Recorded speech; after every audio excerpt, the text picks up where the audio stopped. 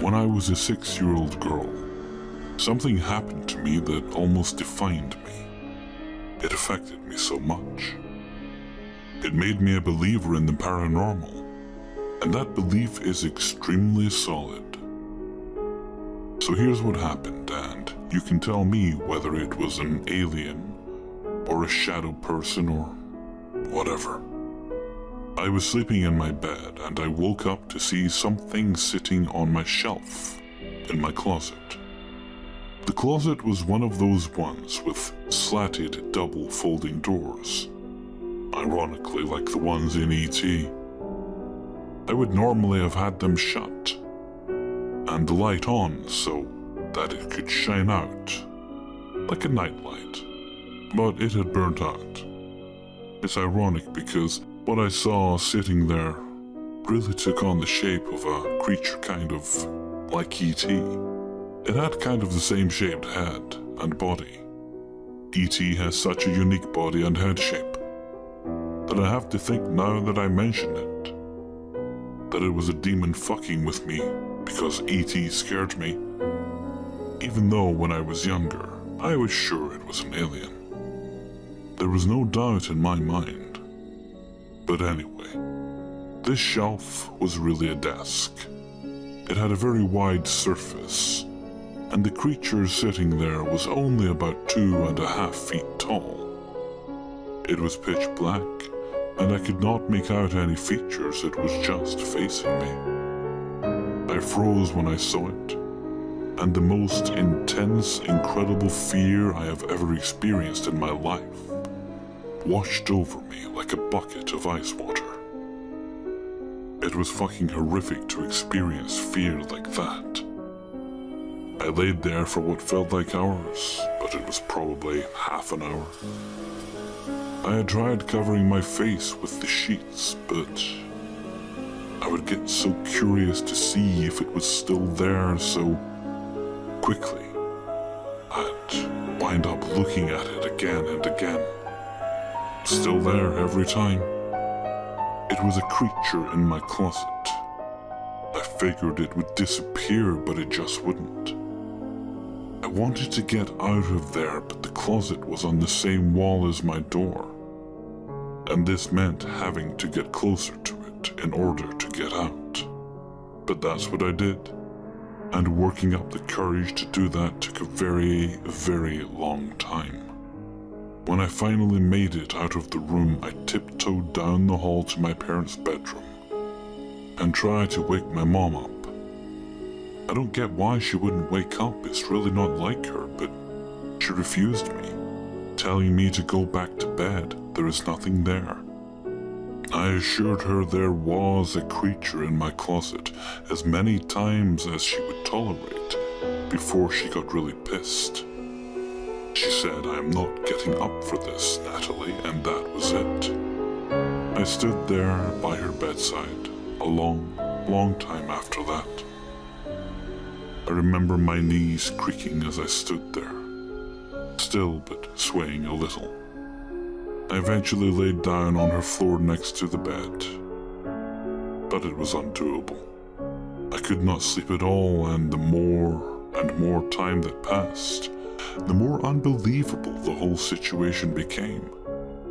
I was starting to doubt what I had seen. What I couldn't imagine happening is that it was still there. There had been absolutely no sound coming from the direction of my room all night, and I eventually made up my mind to go back. The rest of the house was far too scary at night, and I felt so uncomfortable on the floor in my parents' room. Not purely physical either, it felt weird lying on the wood in there. I banked on the fact that whatever it was I had seen was gone by now, which was stupid, but oh well. I went back to my bed and got under the covers, not looking back at the closet. Finally, I poked my head out of the blankets enough to see the closet, and what do you know? The fucking thing was still sitting there, still staring at me. I could feel its stare, but I could not see its eyes still. I just gave up and stayed completely under the covers. Next thing I know, it's morning and my mom is in my room waking me up. The first thing she says is, "See, you still think there's a creature in your closet?" And she motions towards a completely empty shelf. I was at a loss for words. I told her how terrified I had been at this thing, and I have made her life a living hell about it ever since. I mean, I'm 34 now, with a 10-year-old son, so I feel for her now when I remember all the times I came to her, tearfully recalling the terror I experienced that night. I was scarred for life, but she was normally so good about being really accommodating to me. She doesn't need to hear about the one time she fucked up over and over. So now that I have recently read quite a lot of things about demons and shadow people, I think it could have been something like that. But I mean, until I started writing this, I've always referred to it in my head as an alien. The only other paranormal thing that I have ever seen since then is a spaceship. About treetop height, right above the car me and a guy were in, when we were driving through farmland pretty late at night. It zoomed across an entire field completely soundlessly, and so fast, it was like it was on a laser pointer. Just flick, bam, across the field. The guy and I stopped and looked at it, losing our minds. It was the coolest thing we had ever seen. Then, after hovering there for less than a minute, it zoomed off so fast up into space, just like in the movies. I really do mean it looked like it was controlled by someone with a laser pointer. It was so quiet and so fast. Looking back on this, I become a little creeped out because it wasn't until a couple years ago that I realized that it had been above our car on purpose to check us out. We were the only moving thing for miles. There were like no other cars out. I hadn't realized this right away. I just thought we had been in the right spot at the right time to see it. So that trips me out a little. I remember checking to see if we had experienced any missing time. And we didn't, everything was fine. If you want to know what it looked like, they had a spaceship in the TV series Fargo. In a scene where Kirsten Dunst was running with one of the characters, and he becomes alarmed at this spaceship that's above them, and she says, "Oh, that's just a flying saucer." The one in that show is to the T what the one I saw was like. Huge lights underneath it, like burning cylinders, 3 of them. I remember seeing these. That's all I could see when it was above the car. Then when it was hovering across the field, it just looked like a round flying saucer, probably big enough to seat a few men. It was somewhat small, maybe the size of a kid's bedroom. Anyway, that's my dealings with the paranormal. I really think life is a lot more fun knowing there is more out there than meets the eye. The way that spaceship moved defied physics. So I have kind of a theory and a saying about that. Physics is for the physical. We are 3-dimensional beings and we must obey those laws. But aliens are probably some kind of 4th-dimensional beings or 5th or whatever. And they can travel through space and time freely. That's what I think. The first part of my story is actually one my grandma, Anne, told us back when I was about 17 years old. We would go around to hers every weekday for dinner on a Wednesday. The last time we visited, she was a little shook up by a very vivid dream that she had.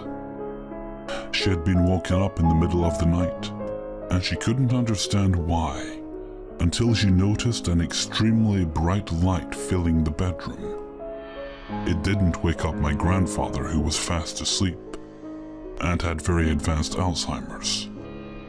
She got up and left the room to find out where the light was coming from, and went into the spare bedroom overlooking the front garden. The light was brighter here, so bright that she couldn't see the source. It made her feel very uneasy, and for some reason, the first thing she said to it was, "No, I'm not ready to go yet." At this, the light vanished, and everything was dark and back to normal, with just the streetlights outside the windows. She told us that it was how real the dream had been, which was what made it so memorable and scary. But after all, it was just a dream. A week later, my grandmother was found dead in her bed. She had a sudden arrhythmia in her heart, and there was nothing we could have done about it. As you can imagine, we were all devastated by the sudden loss. She was only in her 60s at the time, so quite young, and it was the first death of a close family member we had experienced. I'm 28 now, and I still wonder whether it was that her dream had been real, and why she had decided a week later that it was now time to go.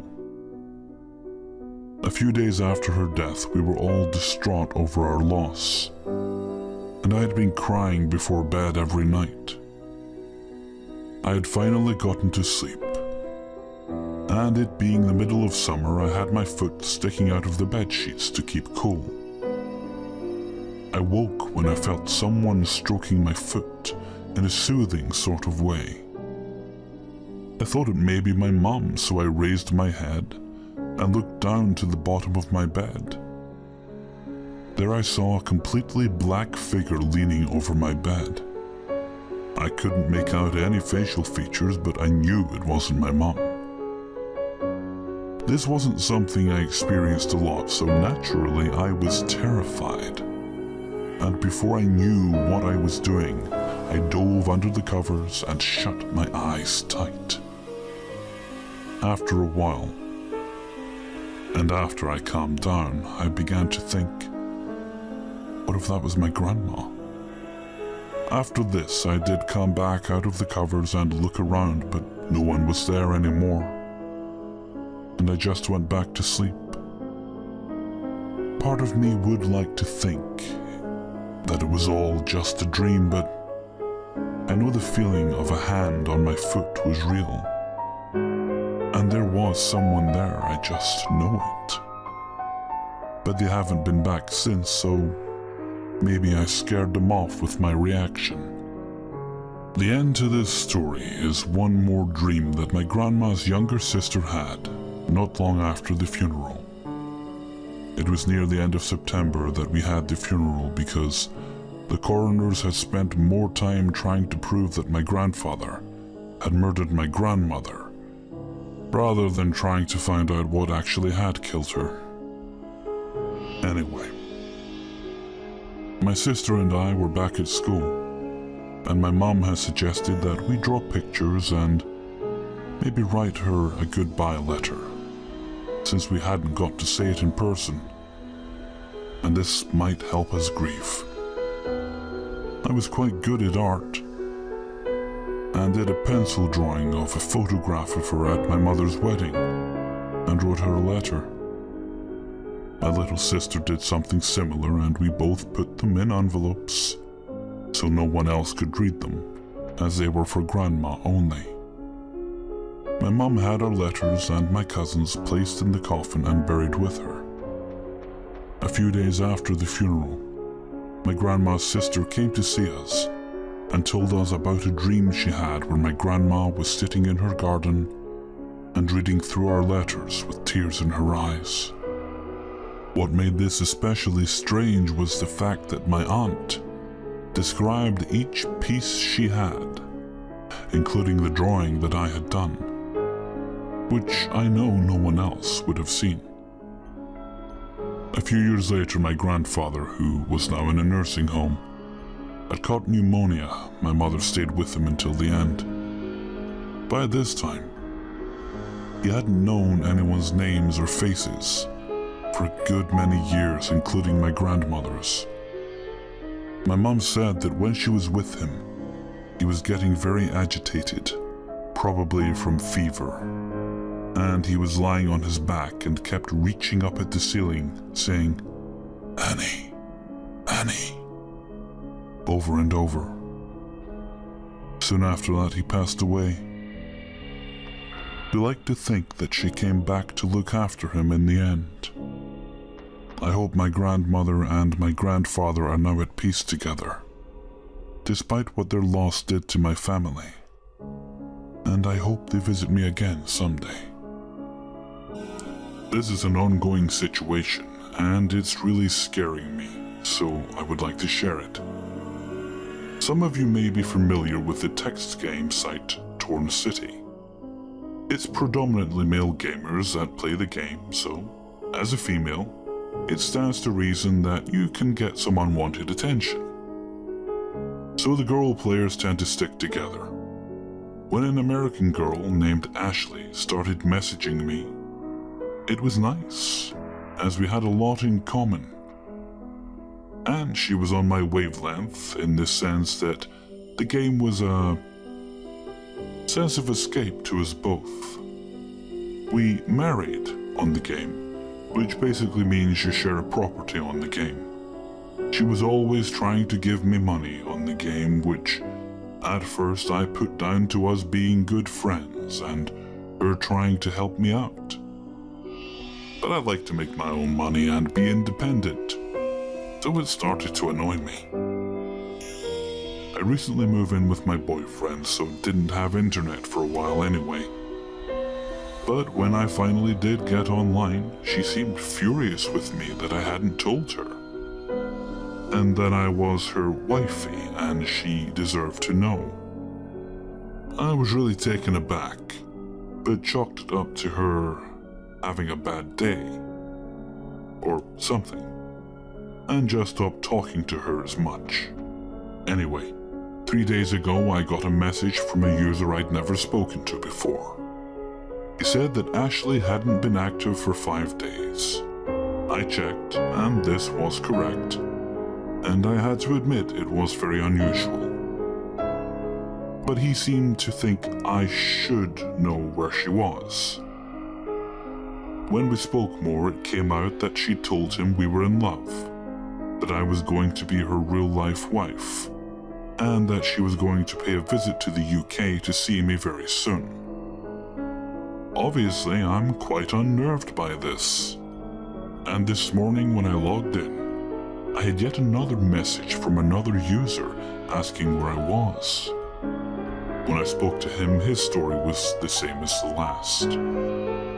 She still hasn't been active, but I am left feeling uneasy and with several questions. Who was she?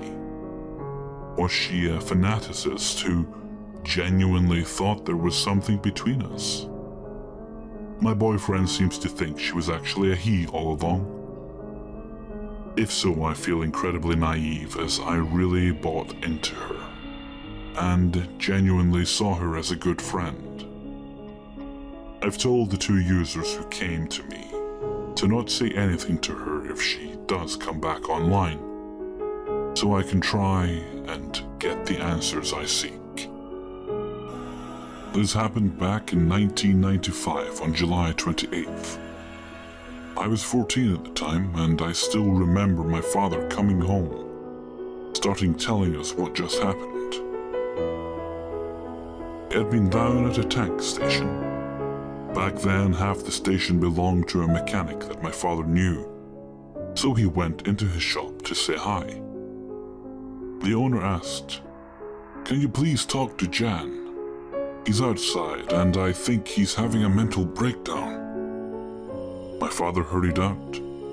His brother's name was Jan, and he thought it was his brother out there. However, it was another Jan who worked at the mechanic. My father sat down beside him, and Jan started talking.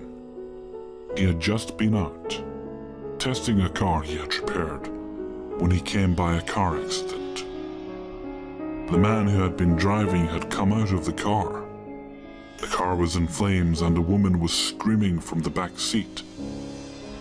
But no one had been able to get the door open. Jan was a big, strong guy, so he simply pulled a Hulk-like maneuver. He could get his hands up under the list by the window. I'm so sorry if the list has a name in English. I don't know that name. And simply used his strength to pull the entire door off. He got the woman out and threw her and himself down the road when the car exploded. The woman was rescued, but then he learned what made him break down. There was a 15-month-old girl in the back seat as well. In his mind, he thought he would have been able to save the girl as well if only he had known she was there. But there was no way. He would have died within that short time frame between saving the woman and the car exploding. This is more my father's story, but it traumatized me pretty badly as a child and gave me months of nightmares, sleepless nights, and paranoia about myself and my family being killed. Before I recount the actual story, I need to provide a bit of background info. My mother is English, but my father is from a different country in Europe that I won't name here. They met when she was on holiday over here in 1980, had a long-distance relationship, and got married in 1984. My mother moved here after they were married. One of my father's friends and workmates, Egbert, which isn't his real name but rhymes with it, also ended up marrying an English woman in 1985. He moved over there and they lived in Gloucester. All of this is relevant to the story. A couple of weeks before Christmas in 1991, my father decided to go to England in order to buy some things he required for work, which were cheaper at this specific warehouse than they were over here. My mother and I were initially keen to go with him, as at that time here, a man who shot his brother-in-law and friend in our local area was at large, and both of us were afraid he'd break into our house while my father was away. But as I'd not long been sick and had time away from school, I couldn't take more, and so we had to stay behind. My grandma, who lived in Wales, was coming to spend Christmas with us too. So my father decided to go over to England, buy the things he needed, stay a couple of days with Egbert and his wife, then go down to Wales and to the airport with my grandma, so they could travel here on the same day, even if not on the same plane. So that's what he did. Everything went normally. Nothing terrible happened to him or my grandma or my mother and I while he was away. In fact, nothing happened at all until 1994, when my parents and myself were visiting my mother's family in Wales, and Frederick West's face flashed across the TV screen during the evening news. My father swore loudly in his first language, and then asked my grandma if he could use her phone. He called Egbert. Then when he hung up, he explained everything to us. Frederick West and his wife Rosemary were convicted of raping and killing at least 12 young women, including their own daughter who disappeared in 1987.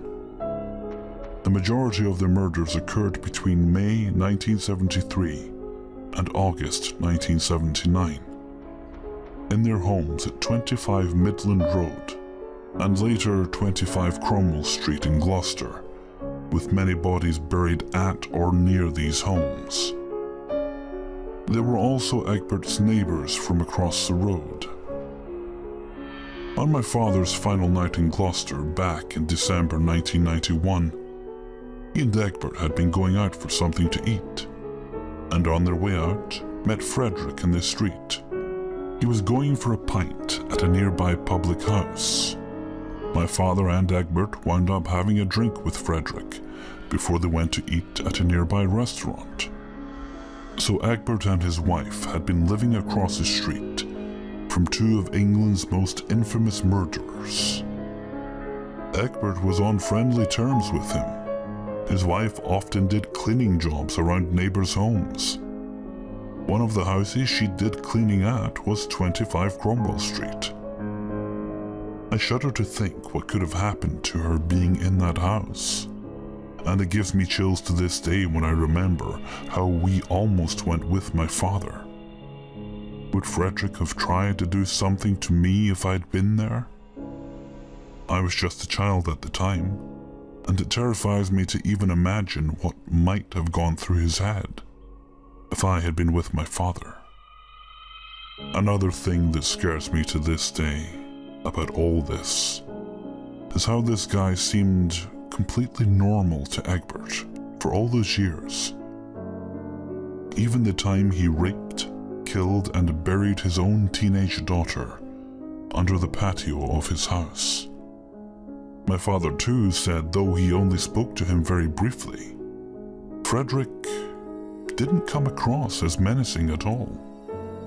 It strikes me as ironic when I think back how afraid of that shooter guy my mom and I were, and thought we'd be safer with my dad, who, while on holiday, crosses paths with the serial killer without even knowing it. I've always been a person who preferred the traditional to the modern version. For example, I don't like to read ebooks. I prefer to draw on paper. And I've always preferred to meet prospective partners face to face before committing to anything.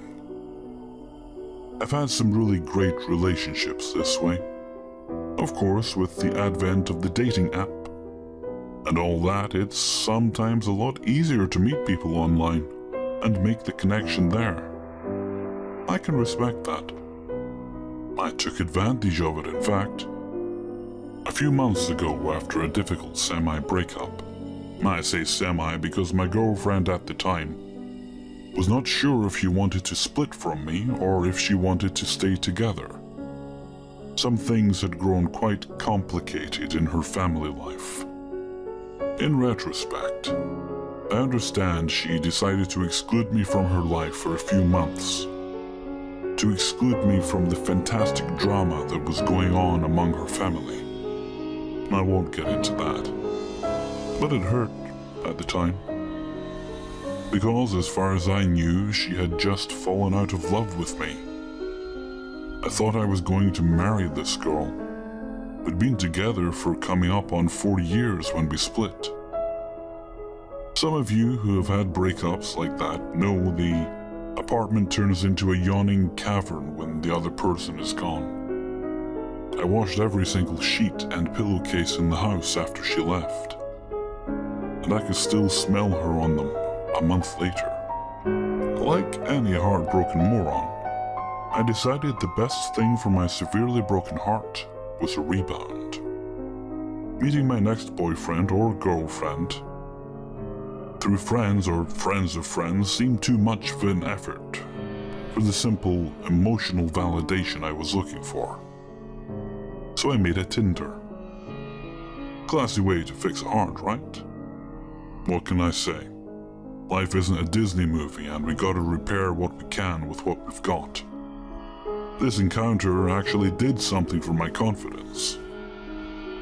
It reminded me I was still a strong, and if you'll pardon the cliche, damned independent woman, and I didn't have to let anyone make me feel like shit.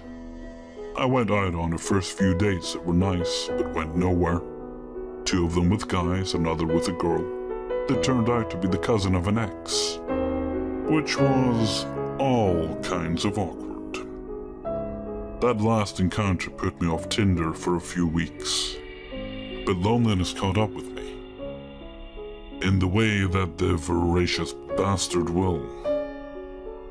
And I found myself arranging a meetup in a local bar with a guy I will call Orange. The moment I get to the bar, I suspect I made a mistake. This guy has a vibe that reminds me of the protagonist of A Clockwork Orange, hence the nickname. Don't ask me why I didn't get out of there. The most plausible reason is that I was so desperate not to return to the empty apartment just yet that I was willing to go through with the date. So we say hello. He gets our drinks and get a booth. So far so good.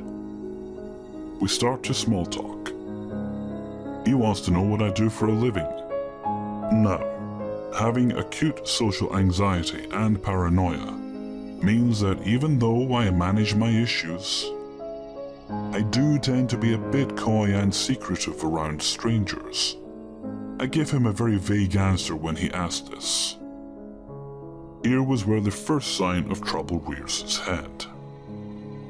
Orange gives me this look that would be chilling if it were not over the top of a pink lady and says, I asked you a question. Can you please just answer? I feel a little knot of dread in my stomach. So this guy not only looks like a famous fictional rapist, but he likes to give women orders. But, again, the voice of doubt whispers in my ear and persuades me to let that one slide. So I tell him, again, that I work in something to do with numbers. I'm an accountant, but he didn't need to know that. I had a feeling he'd start pressing me to tell him where I work and what my hours are. So I ask him what he does. And in typical smug creeper fashion he says, Oh, I make a lot of money. Great. So I ask him what he did to make a lot of money, and make a face to make sure he knew that didn't impress me. He doesn't pick up on the face.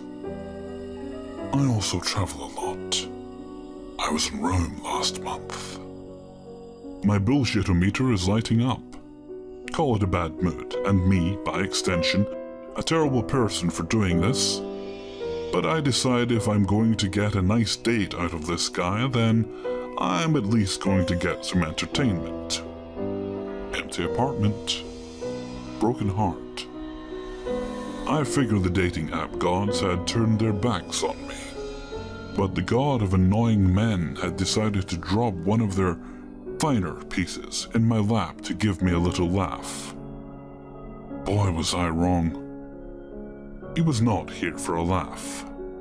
Before I can move on to the next subject, Orange starts to talk about his amazing trip to Rome. Any other person would have probably pulled out their phone to show me some photos. But he didn't. This makes me suspect Orange was lying about Rome. I guess that's not all that important though. He tells me about how he made a great business deal there. In what business he declines to say, but he tells me again that he made a lot of money from that. Then he says something that literally makes me open my mouth in shock. But the women in Rome are shit. I got crabs from a dirty pussy in Rome. And I'm thinking, sweet black baby Jesus, did this guy actually just say that to me? All I can think to say is, oh, wow. I'm sorry about that. But it's okay. They're all gone. So we don't have to worry about anything. And then he gives me this spectacularly obvious eyebrow waggle to let me know he's talking about sex. Now, I haven't had sex since the girlfriend split. And I'm not about to break my fast on a guy who thinks Roman STDs are appropriate date conversation. I quickly steer the conversation towards something else. Or I try to. But he wants to tell me about his incredible sexual prowess. Have you ever fucked one of your teachers? I did in high school. My history teacher was a MILF. I started fucking her to bring my grades up. I didn't stop until graduation. Sometimes we still meet up. She says I'm the greatest sex she's ever had.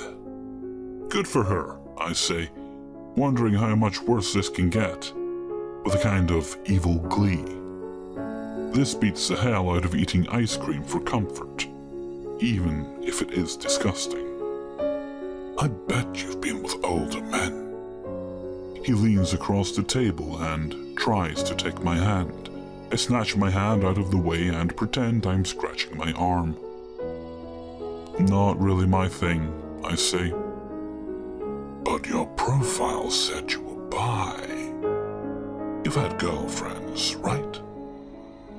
Yeah, I say and regret it. Some men take the news that you've been or are in a lesbian relationship like permission to ask for a threesome. Instead, he takes this in a much creepier direction. Have you ever gotten thrush in your mouth? I knew a girl that got that when she had a threesome with another girl. She had to go to the hospital. I respond. How do you answer a question like that? Hell, I didn't even know that could happen. He takes this as a cue for the next question. Have you got any lesbian friends? I tell him I do. A veritable army of lesbian friends. Why don't you call one of them? We can do a threesome tonight. Being a smartass, I say, oh, I don't think I'd want to do that. They had an orgy recently, without me, the bitches. And they've all got thrush right now. Wouldn't want to get mouth thrush. He doesn't know whether to believe me or not. Finally, he decides to laugh and tells me I'm cute. I start to pack up my purse. I'm done. I'm just done with this guy. His filthy mouth is no longer entertaining. It feels like I'm talking to Bill Cosby or something. Or a guy who plans to be Ted Bundy. Orange has future abuser of women written all over him. When he sees I'm getting ready to go, he suddenly starts to talk in such an onslaught that I'm literally pinned to my seat. Again, he goes on about his job and how good with sex he is, and how good he'd treat me, and how we should go back to his place tonight. I stand to leave. I see I'm not going to get a word in edgewise, and I see no reason to be polite to a guy who asks such inappropriate questions. Good idea, let's go to my place now. He stands too. I start to walk to the exit. I'm not coming home with you. To your place, then. I tell him no. The street outside is lit really well and full of people at this hour, so I'm not worried. On the other hand, I don't want him to see my car, in case he gets it in his creeper head to follow me around. So I decide to give this guy a piece of my mind. My bad mood is worse. The thought of going back to my empty apartment fuels my anger. So I tear into him. I can't tell you word for word what I said, but suffice to say, a lot of it was emasculating and unpleasant, and turned a few heads. By the end of it, I was stamping my foot and drawing myself up to my full 5.5 feet. Using language that would have made a sailor blush. This guy was bigger than me. I knew for sure he was scared, though. Small women puff up when we are angry, like a puffer fish inflating. At one point, I pause for breath. The guy jumps in with, "You don't have to be such a bitch." I tell him that I like being a bitch and turn around to go. I'm sure he won't follow. He doesn't. Instead, he grabs me by the hair and pulls me back. My scalp ached for days afterwards. "I'm not finished talking to you," he says. By this time, we have a few people watching us in concern. I'm too surprised to scream, but the people who are closest come forwards to peel him off me. Before they can, he has me by the shoulders and is shaking me emphatically. I can take care of you, all right? I can treat you really good if you just fucking behave. God, is it so hard? Why do women always push so goddamned hard? Just get back in the bar, okay? I'll let this one go, but you have to promise to behave for the rest of the night. One of the guys grabs his shoulder and starts to pull him away. Fuck off. Me and my girlfriend are having a conversation. The word girlfriend is what does it. Not the assault part. Not the fact that he has exposed me to one of my worst nightmares. Making a scene in front of people. And I'm about to have a full-blown panic attack. Not the fact that he said some of the most disgusting things I've ever heard said about women in the bar. That he seems to think we're going to be together after treating me so badly. I had to work up so much courage to put myself out there on Tinder. And this is what it gets me.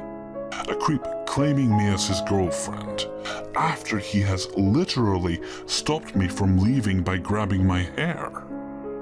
Now, I am not a physically confrontational person. My temper has already flared because this guy's persistence scares me so badly. I scream at him to chase him away.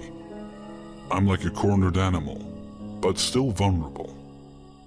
And now he's got his hands on me. Social anxiety makes sure I shirk the walls. Sarcasm is usually my only defense. However, social anxiety has also made a potential murderer out of most strangers, in my paranoid eyes, and kept me going to self-defense classes. I'm not a black belt or anything, but I know how to make it hurt like hell when I hit someone. And I do. I give him a good chop to the solar plexus. He collapses like the stock market. Then I tear through the crowd and get into my car before anyone can try to stop me or ask me what's going on. I just want to forget that ever happened.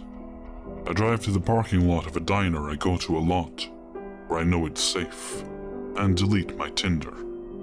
When I feel the panic attack coming on, I get into the back seat and lay down and breathe my way through it. I imagine that his angry face will appear in one of the windows, that he'll drag me out of the car by my hair and do horrible things to me. The kinds of horrible things men do to women. I didn't end up going to the police. I could have pressed charges with so many witnesses to the physical assault. And to back me up that I had to attack him in self-defense as well. But I didn't want to go through that. I already had enough on my plate. I just pretended it didn't happen. I never have seen him again. He deleted his Tinder account too by the following day. It's been the better part of a year since this happened. If there's any message I want anyone to take away from this, it's caution. If someone gives you bad vibes, you get out. Don't stay to get a good story to tell later. Just get out. And to women specifically, violence is not a good way to get out of your situation, especially if you're alone. I happened to have training, which was why I took the risk. The average man can overpower the average woman, but if he starts to attack you, and you have to fight back, remember everything can be made into a weapon if you're scared enough. On a positive note, I got back with my girlfriend. She came back a few months later and explained to me what had been going on in her life. We decided to take it slow. Now we're back together. The apartment isn't so empty anymore. So there's not much danger of me going on another date like the disastrous one with Orange. To Orange, I sincerely hope you have an accident that results in you losing your balls and dick. My girlfriend is beautiful, and as an added bonus, she is a black belt in karate. In fact, she's the one who got me into it. So if we ever meet in the future and you try some bullshit like that again, I'll sick all 6 feet, 187 pounds of my girlfriend on you. This all happened to my brother, as told by him to me, a few months after it happened. It was the late summer of 2014, and he was living and working at an organic farm. The farm was owned and supplied food for a resort, or Camp Getaway, located an hour north of Houston, Texas. It was positioned just far enough into a heavily wooded area to be isolated and remote. They housed my brother in a small trailer cabin with 3 rooms, back further into the woods.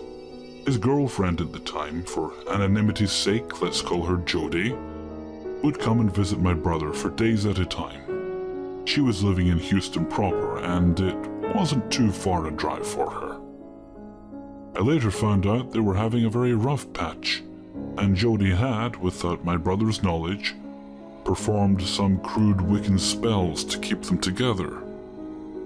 This and the general bad vibes going in between them was what I think led to the following events. My brother has never had sleep paralysis in his entire life, but his first experience, he was lying in his bed, and he heard the soft voice of an older woman calling out to him, as if from a void. He had a small closet-sized meditation room opposite the house where he slept, with beads dangling down as a doorway. His second experience was more pronounced. He remembers looking up in the dead of night, not sure if he's dreaming, and seeing a withered hand reaching out of the beaded doorway through a haze, calling his name once again. Jody had also heard an older woman talking to her, telling her that my brother was hers and she wasn't welcome in the house any longer. A recurring dream Jody had was a black cat would be roaming the floor of her cabin and would jump on the bed beside her, often to find her snapping out of sleep and having the feeling of something heavy at her feet. This particular entity had latched onto my brother, and she was getting bolder in her presence. The third event, my brother woke up in a dream state to a heavy pressure on his chest, unable to move. A classic sleep paralysis. He heard the woman's voice right above him. "Jody's a bad girlfriend," she whispered. "No, she's nice," my brother managed to answer. "She's a bad girlfriend. She doesn't treat you right." Louder this time. "No, she's fine, really," said my brother, trying to convince the woman. "No, no, no, no!" The old woman screamed, each no louder and closer to his ear. The last one jolting him out from this state. With this, my brother let out a cry. "Get out! Get out, you're not welcome here!" The woman's presence receded. That was the strangest occurrence. My brother switched cabins not too long after that, and although he could sometimes still feel the malevolent presence of the woman figure from time to time, she hasn't spoken to him since. I'm convinced there was a real-life succubus out there in the woods, latched onto my brother in an emotional distress and wanted to have him for herself. A spooky reminder of the way thoughts and words can manifest and attract unwanted guests. He and Jody are now apart, and both are doing very well, I'm glad to say. My mother grew up in a very small town. In Denmark, we usually say, 3 houses and a shithole about these small towns. She would take the bus to a bigger town. When she was 16, she was one evening walking to the bus station to get back home. A young man came up to her and asked her for the time. She looked down at her watch, and then he just grabbed her arm and started dragging her along with him without saying a word. Of course, my mom screamed and put up a fight, and she managed to pull her arm free. She ran as fast as she could to the bus station and he chased her. She was faster, so he didn't see which bus she ran into. She hid inside the bus. When she tried looking out the window, she could see him walking around at the bus station in search of her. She hid again and stayed down until the bus closed the door and started moving. I'm a female living in Sweden and was 18 at the time. Me and my boyfriend at the time were really into BDSM. We frequently visited fetish clubs and have rough sex, with a lot of bondage, etc. One night we went to bed. My boyfriend fell asleep, but I had a hard time falling asleep. Suddenly, my boyfriend takes a hard grip around my throat, and I panic. I can't breathe. His grip is so hard, I'm thinking I'm going to die. I'm going to die. At the same time as I'm in shock, not knowing what to do. It felt like hours before I managed to hit him in the head. He wakes up, saying he was dreaming we had breath control sex. I was so scared. I cried, and he was like, "You didn't die. Big deal." Let's just say I did not sleep that night. And since then, I was always scared sleeping next to him. I was living with my boyfriend in the house that he grew up in upstate Maryland. This is how the layout of the house goes. The basement stairs lead up to the small kitchen just to the right. Just outside the kitchen is an equally small dining room, and that opens into the living room. On the right, in the living room, were the stairs to the upper level. On the second floor, there were 2 bedrooms and a bathroom. The experiences started off small but still creeped me out. I would be in the basement doing laundry when I would get the feeling of being watched. It was a disturbing feeling. One night I was in the kitchen making supper for my boyfriend and me. It was late at night. I stood with my back to the dining room and living room facing the stove. All of a sudden I felt like somebody stood behind me, then took their finger and wiped it across the back of my neck. I jumped and turned and no one was there, and hollered, "Hey!" And he hollered back, "Hey what?" from the living room. He was not in the room with me. I was like, what the hell? But I chalked it up to, maybe it's just me. Maybe I just imagined it. Another time, it was like 3 or 4 a.m. He and I were sleeping downstairs on the fold-out couch bed. We heard 2 loud bangs. It sounded like 2 shotgun blasts. We woke up immediately to see a bright as hell purple orb just floating from the kitchen and dining room area. It was the size of a basketball. There was no sound as it then floated across the living room towards us, then went through the wall above our heads, and was gone. One time I was in the shower, in the upstairs bathroom. I heard the bathroom door open and close. I thought it was my boyfriend, so I called out to him. "Hey, you coming to take a shower with me?" There was no answer from him. I knew what I heard, so I opened the shower curtain and looked out. There was no one there. I panicked and got the fuck out. My boyfriend was downstairs the whole time watching TV. Then the experiences start getting worse. I was in the basement, as always feeling like I was being watched. But it felt as though somehow the stare was getting more intense, like it was getting closer to me. I was extremely scared. It was so uncomfortable that I was about to leave the laundry till another time. Then I felt a breath across the back of my neck.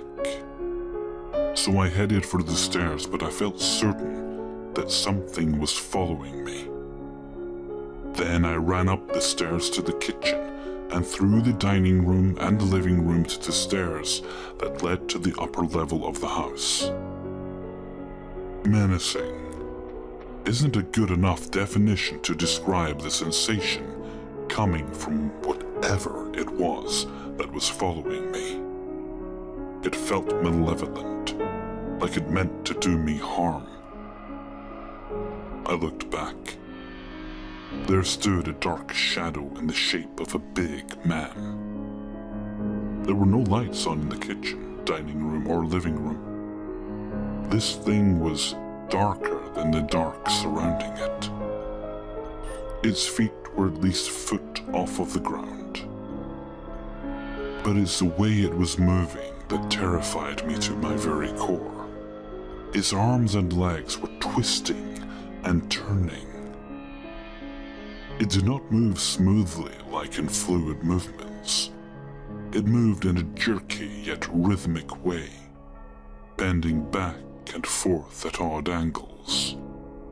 It hurt my eyes to watch it move in this unnatural way. Still, I said nothing to anyone about this. It wants to sound crazy, right? About a week later, my boyfriend and I were sleeping in our bedroom, and we always slept with our backs together. I was on the left side and he was on the right. I was sleeping on my right side, with my right hand beneath my head. Out of nowhere, a hand that was colder than sub-zero temperatures grabbed me by my left hand and dragged me over to the edge of the bed. I woke up in a terrified and panicked state. I got up and began to turn on all the lights and TV. I turned to wake my boyfriend, but when I looked at his face, it was unreal. His face seemed as though the bones under his skin were contorting. His face was twisting into possessed-looking shapes and forms. He would not wake up. I went into the bathroom and looked at my arm. It was burning and stinging. There was a clear, angry red handprint on my arm where I had been grabbed.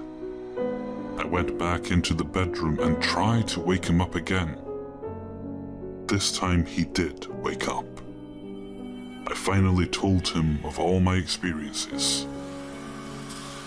He freaked out, but would not say why.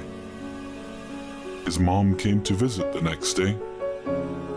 As we were all sitting and visiting, he asked her if she remembered what he told her he'd seen in the hallway of the bedrooms when he was 15. She said yes. So he asked her to tell me what he'd said. She then described to me the same darker than dark shadow thing that had followed me up from the basement to the stairs in the living room that one night. While this did nothing to dampen the horrifying sensations I had experienced in this house, I at least felt like my story had been validated, and that I was not the only one to feel these things. I was not crazy. He was a Christian, and had his pastor come to do a blessing and anoint the doors with holy water and oils. There didn't seem to be any more activity after that. I soon left that house, and have never been back.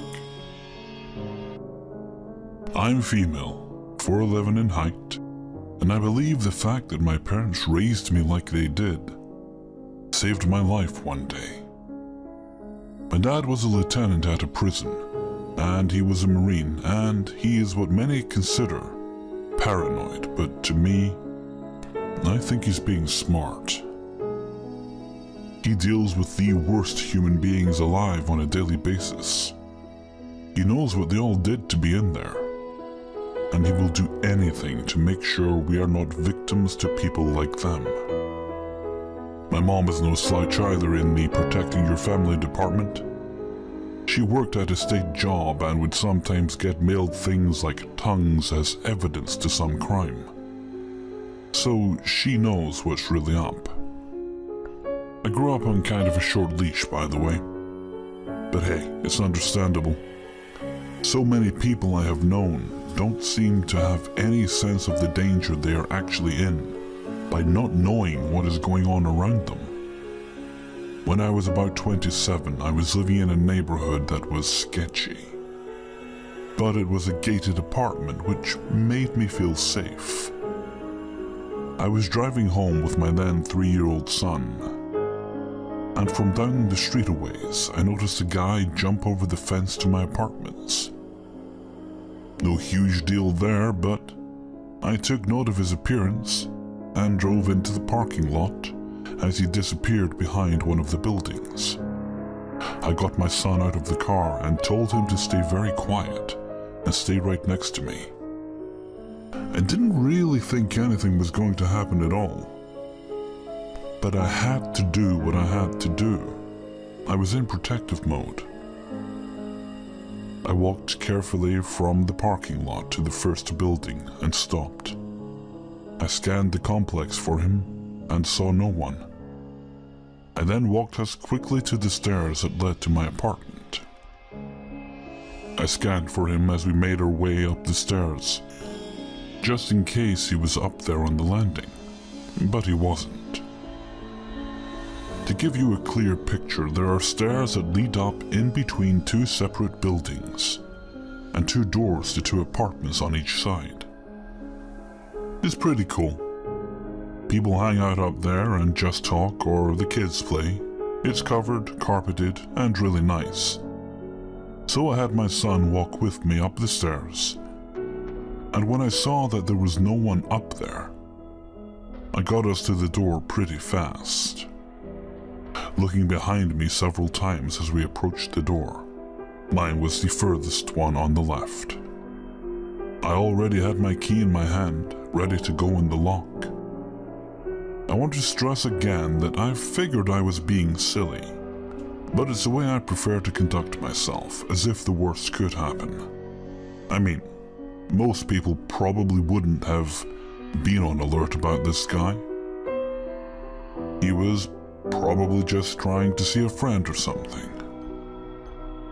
As I was unlocking my door, even though there had been absolutely no sound from the very noisy stairs, I looked back just one more time, which really was an unnecessary step, since anytime someone goes up or down those stairs it reverberates in the floor, and the railing creaks.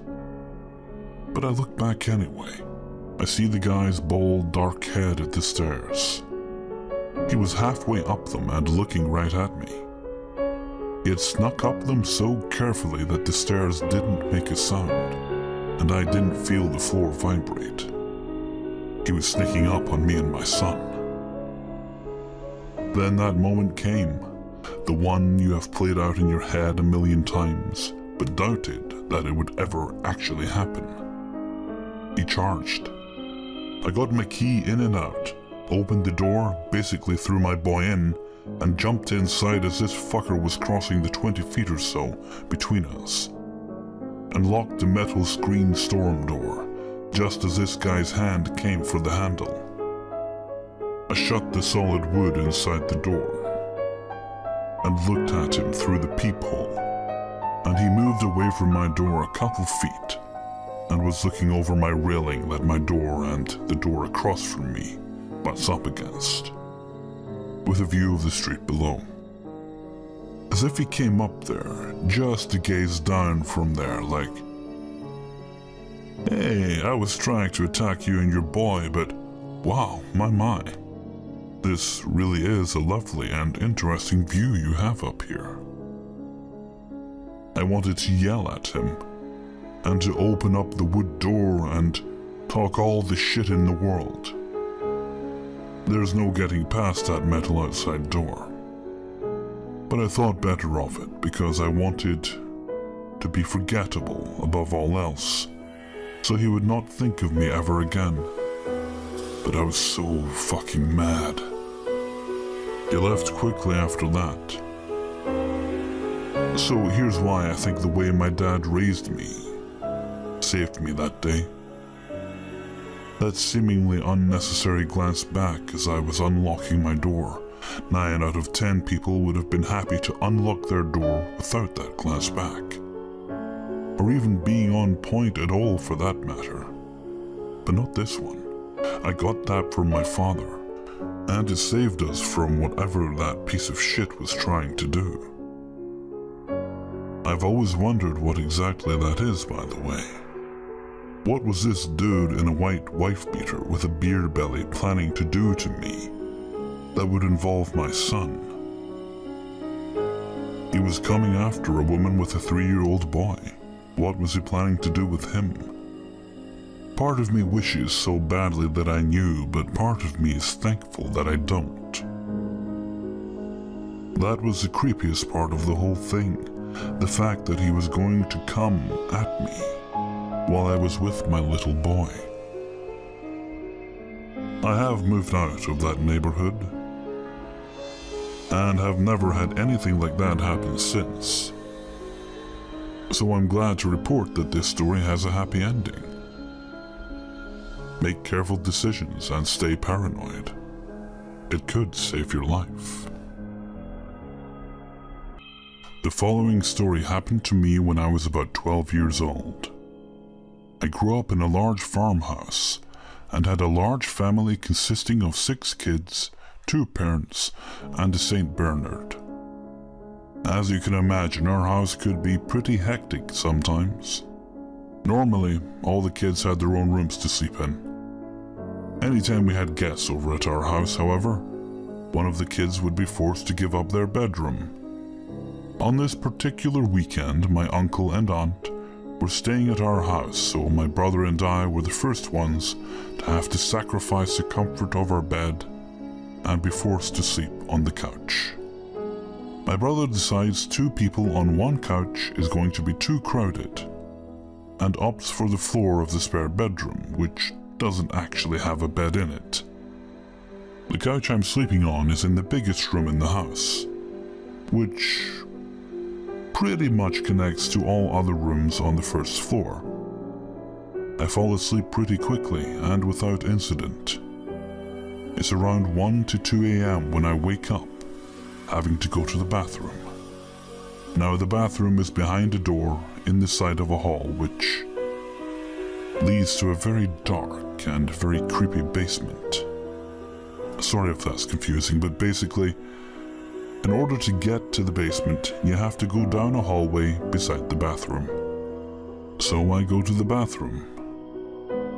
And right about as I'm finishing up, I hear footsteps walk beside the bathroom door, heading towards the basement stairs. I'm immediately put on edge because it's so early in the morning, and my family tend to be heavy sleepers. As if to reinforce my unease after hearing the footsteps, my Saint Bernard, who was a puppy at the time, goes crazy and runs through the hallway and down the stairs after whoever or whatever went down the hallway. This is extremely unusual behavior for our normally friendly and docile dog. It's one of the few times I can remember him barking at anything in his life. And this time he was going fully berserk. I knew he certainly wouldn't act that way if anyone we knew had gone down the hallway. Considering all this gave me a feeling which I now know to be a cocktail of fear and adrenaline. I would likely have shit myself right then and there if I hadn't just finished up doing so. After the fear faded slightly, I decided to make a break for my parents' bedroom and wake them up. I gathered up the courage to do so and sprint down the hallway and up the stairs into my parents' bedroom, waking up most of the household in the process. I tell my dad what happened, and at first he didn't believe me. But the odd barking from our dog makes him consider the fact that there could be an intruder in their house. My dad takes a baseball bat and heads through the hallway and down the basement stairs and into the dim and creepy basement. After clearing the basement and finding no one, and nothing even out of place, my dad returns a little pissed off that I woke him and the family up for nothing. He does mention that the basement door, which leads to a pit outside, was nailed shut as he had left it for some time. There was no way someone got out of the house through it. There was also a plexiglass window in the basement, but a person couldn't get through that without destroying the window and the frame. The window was also fine. I've never been able to determine exactly what I heard that night, but given previous experiences in that same house, I'm fairly certain it could have been something paranormal. The following is an update to a story shared in episode 14. My grandparents' house was always very creepy and disturbing to be in. I've had many scary experiences in that house ever since my grandparents had bought it. I'm currently 16, turning 17 next week, and the house still freaks me out. So about a week ago, something weird happened. I was outside in the garage of the house with my mom, working on some painting projects, and something hit against the door to the inside of the house. Okay, I guess another circumstance, it could have just been the house shifting because of the wood. But this wasn't just a light thump. It sounded like it could have broken the heavy wooden door. I felt my heart stop at that moment, and I looked over at my mom. She had a horrified expression on her face. We locked eyes and just stared at each other for a few minutes before she decided to check it out. When she started moving, I whispered to her, "Mom, what are you doing?" She only looked at me and put a finger to her mouth as a signal to be quiet. Now, my mother grew up in a pretty awful neighborhood and knew how to protect herself if there was a robber. But I knew that that was no person. When she tried to open the garage door, it turned out to be locked from the inside. She looked at me confused because when we left the house the other day, I had left it unlocked. We both agreed to go around and go through the front door because that was the only one we had a key to. But just as we were about to go, an ear-piercing scream rang through our ears. It was as if it were nails on a chalkboard, except 100 times more intense. Needless to say, we got the fuck out of there. I honestly don't know what is going on in that house. But my mom is very spiritual, and she actually does think a demon resides in that house. She refuses to step foot anywhere near it until the psychic she hired comes and helps us figure out what's going on. She should be coming this week, so I'll send another update when she comes. Please be aware the following story contains themes of molestation. If you wish to skip this video, I will understand. I never really thought of this as a scary story until I recently heard a similar subscriber story, so I figured I would tell mine. Unfortunately, I need to give a little background. I am a boy and one of 4 kids. I have a brother 2 years older, a twin sister, and a younger sister about 2 years younger. We grew up pretty poor and most of our clothes came from Goodwill. And more than once were the recipients of donated Christmas presents. You know how around Christmas time stories have Dropbox type things to donate gifts for kids who otherwise wouldn't get any? That was us. Despite this, Dad always had money for beer and would get pass-out drunk pretty much every night. When he got drunk, he got abusive to us and our mom. And we hid from him, but Mom wasn't so lucky and took the brunt of the abuse and was physically assaulted more than once. She ended up calling the police and pressing charges, so he was arrested. I don't know the specifics, but I know Mom started the divorce process and my dad moved in with one of his single drinking buddies.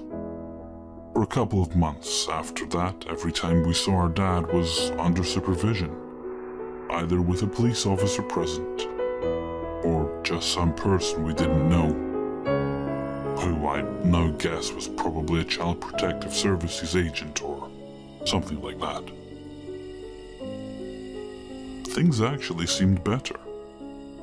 Dad was always nice when we saw him, and we got to spend more quality time with Mom because we weren't walking on eggshells, trying not to make Dad mad. By this time, my older brother, we'll call him Scott, was 10 years old, while my twin sister Ashley and I were 8, and my younger sister Kayla was 6. We looked forward to Friday nights because we would all cuddle up on the couch together and watch TGIF on TV. And Mom would order a pizza that we all shared.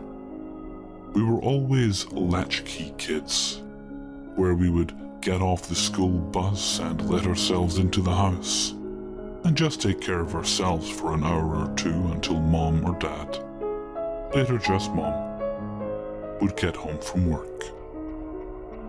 For summer breaks, my mom would get a babysitter, and the first summer after the divorce, she couldn't afford a regular babysitter, so asked her sister's good church-going teen kids, James and Melissa, to watch us. And it went well for the first few days, I thought.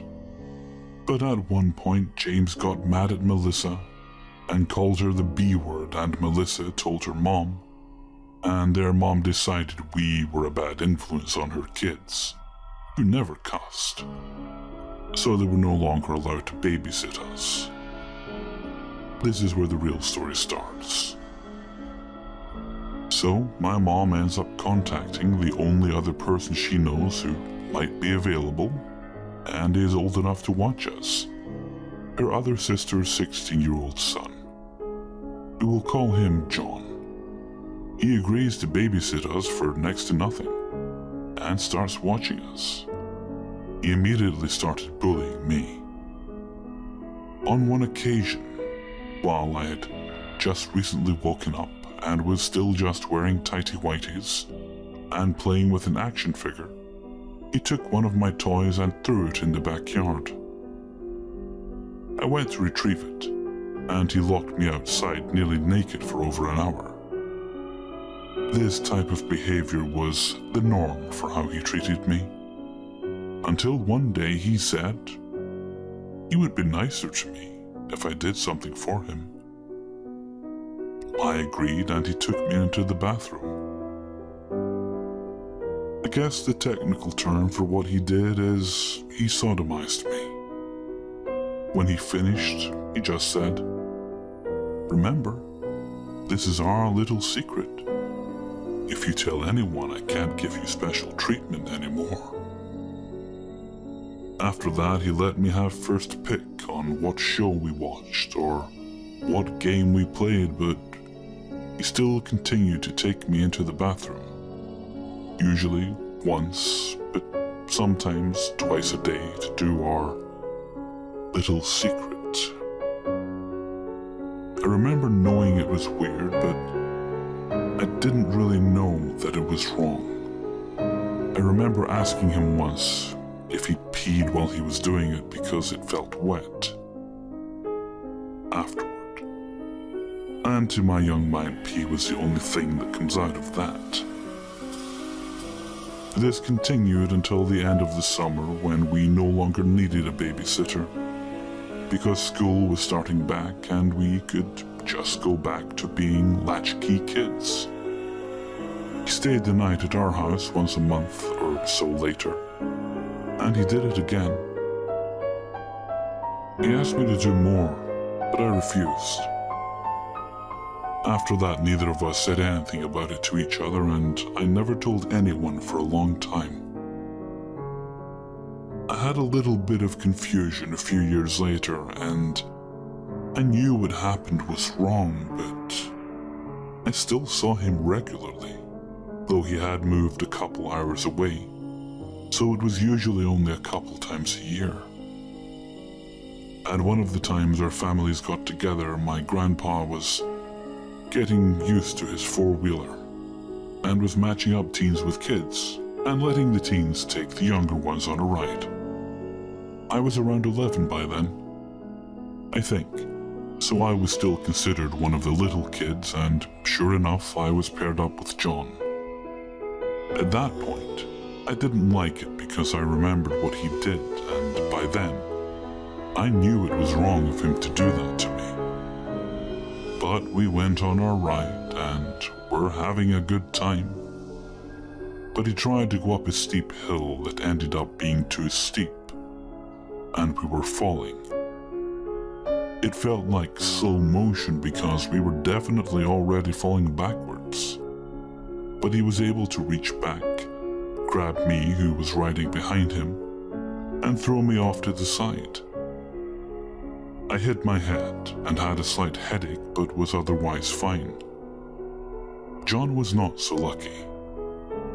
It fell on him and didn't do serious damage, but he did need several stitches and had a concussion, I believe, and had to stay overnight at the hospital. After that, I was torn between the part of me that hated him for what he did to me, but at the same time, he went out of his way to protect me in that four-wheeler accident. Fast forward to me being 16, and I'm at this summer college prep program where you live on a college campus for the summer and kind of get a taste of college, except you're taking high school level classes. I met a girl, Denise, and we talked regularly all summer. Towards the end of the summer, we were walking around campus, talking, and she confided in me that one summer break, when she was about 8 or so, her babysitter's son had made her strip and dance for him. She tried to refuse, but he would hit her and threatened that he would kill her if she told. So she did. It didn't go further than that, but it obviously was really traumatizing for her. I in turn confided in her what John had done to me. She got really quiet and said she thought I should tell my sister Kayla. I asked why, and she didn't really say anything, so I dropped it. Not super related to the story, but Denise and I started officially dating the last week of summer break, and have been together ever since. She is now my wife.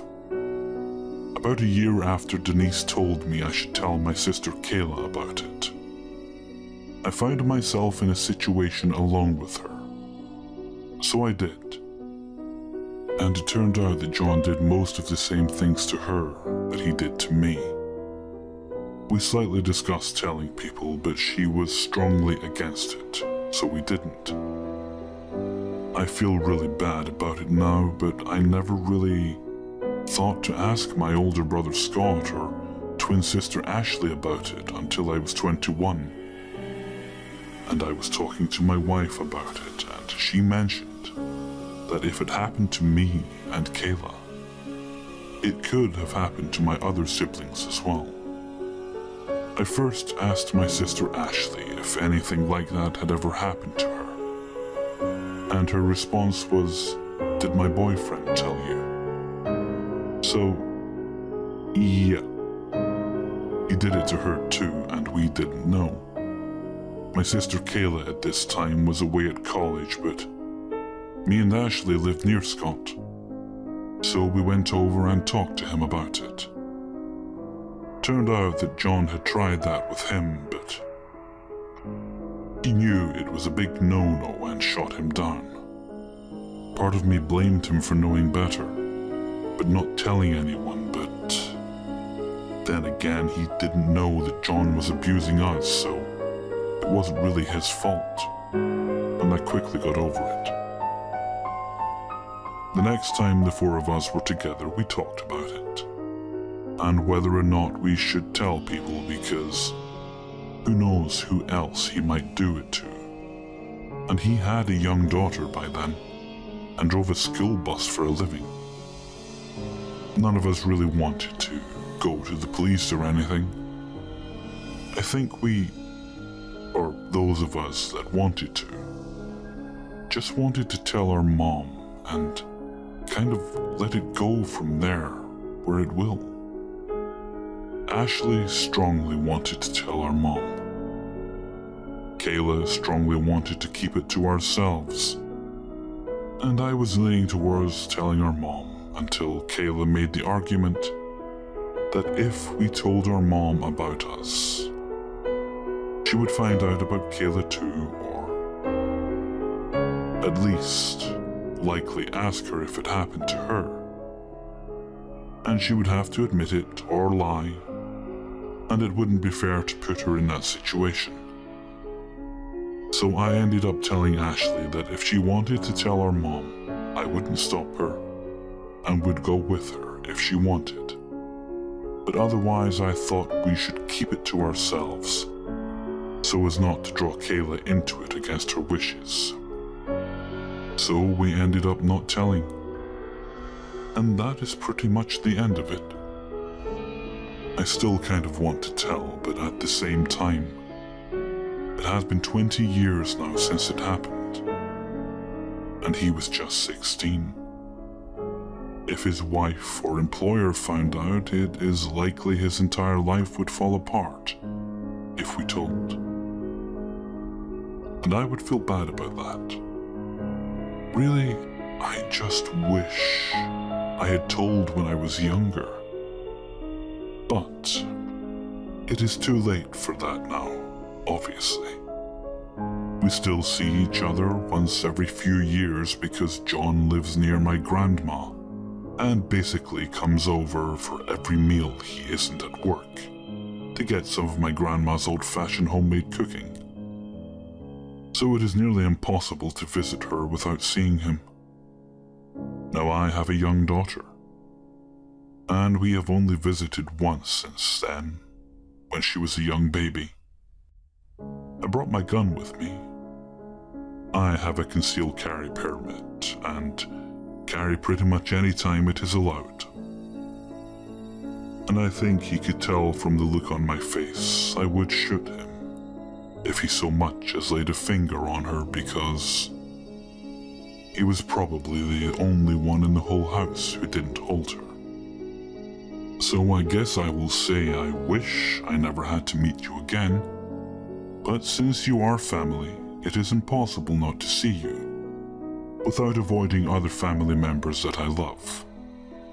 And if you take anything from this, it is that if anyone does something like this to you, you should definitely tell someone you trust about it, and not just let it go, because you will probably end up regretting not telling anyone. A little background. We lived with my grandparents until I was about 9 or 10 years old, until my mom remarried. When she married my stepdad, we moved in with him to New Mexico, where he was stationed in the Air Force. Things were great. For the first time, I had my own bedroom and bathroom. The house was enormous. Our new living room was easily 3 times the size of my grandparents' living room, and the laundry room was the size of a large bedroom. The base housing we were placed in had 5 bedrooms and 3 bathrooms, which was a little odd since we only had 4 people living at the house, and base housing doesn't normally give families more rooms than needed. We thought it was a little odd, but we just figured we had a run of good luck for once. We moved in and everything was going well. My mom promised when we moved that she would buy me a puppy since I wasn't allowed to have one in my grandparents' house. I was gifted a tiny red poodle puppy that I promptly named Ginger. My stepdad was a dog handler with the Air Force, so we also had an assortment of German Shepherds and Belgian Malinois in the house at any given time. We believed that we were safe with our dogs, alarm system, and safe neighborhood, but we were very wrong. One day I got home from school and my mom left me alone while she took my brother to baseball practice. I walked into the house, turned off the alarm, and sat in front of the TV with Ginger and shared a sandwich with her. Our alarm system was one that had cameras in all the main living areas, laundry room, garage, backyard, and kitchen. The cameras constantly recorded images and panned through the different rooms and showed them in the upper left-hand corner of the TV, no matter what channel you were watching, while tearing my sandwich in half to give it to the dog. I noticed the camera showing the door from the laundry room to the garage slowly open. I didn't give it much thought and walked into the laundry room to shut the door. I suddenly jumped when I realized one of my dad's German Shepherds was in the laundry room, crouched under a counter used for folding clothes, and growling in the most menacing way at me. I didn't know she was in the house, and as I stood there I realized it wasn't me she was growling at. It was the door I had came in to shut. I left the room after shutting the door, wondering how the wind blew the door open since the garage door was shut, ensuring very little wind could get in. Later that night I told my stepdad about Sadie, the German Shepherd, and how odd she had acted. He laughed and said she was just senile, as she likely didn't know what she was growling at, as she was deaf and blind in her old age. I laughed it off, and went to bed with Ginger on my bed. A few hours later, I woke up covered in urine. Ginger was by my head, shaking like a leaf, and she had wet herself. I groaned and placed her on the floor so I could pull the sheets off the bed. My TV had been on low since I cannot sleep without some background noise, and that's when I glanced up and saw something moving on the security camera. I opened my door and started down the short hallway when I noticed Kaiser and Creed, 2 of my dad's work dogs, stalking something. They glanced at me and continued down the narrow hallway, stalking whatever it was they saw. So I followed behind while wondering if they were following the shadow I had noticed on the TV. I assumed the shadow was my mom or dad, and that the dogs hadn't noticed, so were going to check it out. From the corner of the living room I heard a dog's collar jingle, and I realized that Sadie must have been alerted to what the other dogs had seen. The next thing I know, there was a crash in the kitchen, leading to the laundry room, and snarling, snapping, and barking in the most menacing bark all 3 dogs could muster. All 3 dogs looked almost rabid, while they attacked something just out of my line of sight.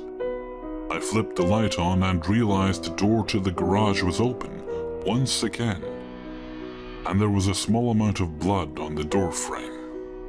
I panicked, thinking that one of the big dogs had attacked Ginger, when startled by whatever they saw or sensed.